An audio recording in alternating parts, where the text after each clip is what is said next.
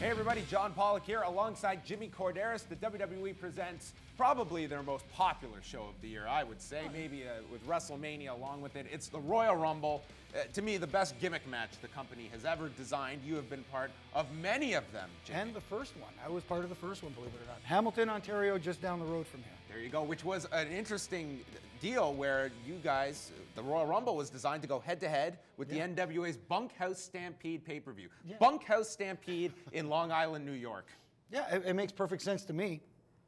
Did a massive number, though, you guys did that day. Oh, absolutely. Well, it was on free extended cable in the United States, USA Network. Yes. Yeah. We fast forward to the 2015 version, and really this has been based around the title match and the Rumble. Starting off with the three-way. I am usually never a fan of three-ways, but I think they've done a pretty damn good job here of promoting this.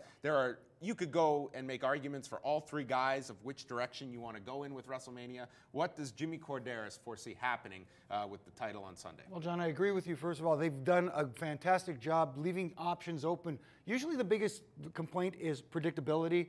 Oh, I know this is going to happen, and I saw this coming. You don't know what's coming in this match. I mean, like you said, you can make a case for all three guys.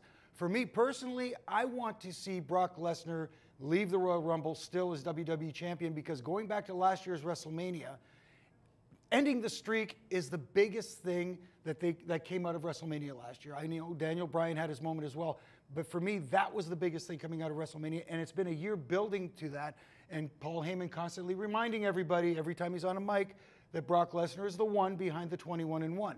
If you go to WrestleMania and he's not the champion and still the one behind the 21-1, that whole year is a waste for me. Well, that to me, all the money in ending the streak was building up Brock to such a degree that the guy who beats this person inherits something. You would want that, and that really hasn't been emphasized, and you're right, to just trivialize the loss and just move on to WrestleMania, it's like, then really ending the streak was just a puzzling decision, and I want to see how this plays out, and I think that that's certainly a strong direction to go in, but then the other argument is that if Lesnar is in fact leaving right after WrestleMania, do we want it so predictable that everyone knows Lesnar's losing this and it loses some steam? I don't think it will, but that's the argument against it. Well, of course, but there's so many things that can come out of this match as well, as you could set up different things. Obviously, Brock Lesnar pinning Seth Rollins, something happens after the match, he attempts a cash in. Maybe a Randy Orton appears out of nowhere. You set up their WrestleMania match. You can have Randy Orton versus Seth Rollins. Many options. We go to the Royal Rumble for the other half of the WrestleMania main event equation to play itself out. Essentially, it comes down to Roman Reigns and Daniel Bryan. Yeah. Do you see any other?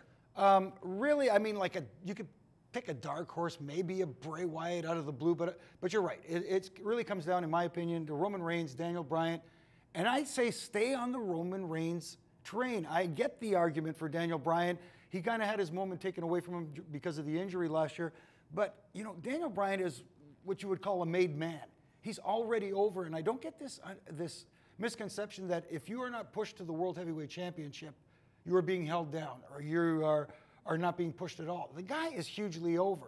And you can tell that David and Goliath story with Daniel Bryan and Rusev going into WrestleMania, I think works just as well as it would with a Brock Lesnar, and actually maybe a little more believable, because that size, no disrespect to Daniel Bryan, but when you see Brock Lesnar next to Daniel Bryan, you know, sometimes perception is reality.